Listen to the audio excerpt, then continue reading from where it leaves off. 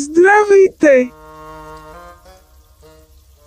Предполагам, че няма много заказване, а Мордекай, виждайки как след 2 дни ще се събудите в чукалчити. Ха! Знаеш ли, току-що дойдох от вечеря с краля и кралицата и те ме поканиха отново утре вечер.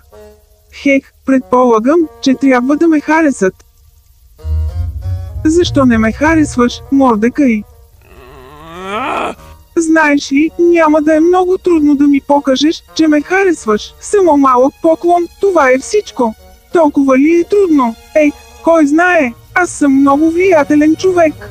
Може да успея да измисля нещо за теб и семейството ти. Арогантността не прилега на глупът, Хаман.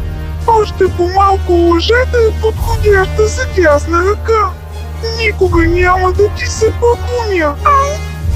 Да. Може би тази глупава дясна ръка може да уреди пътуването ви до Тикълтаун тази вечер.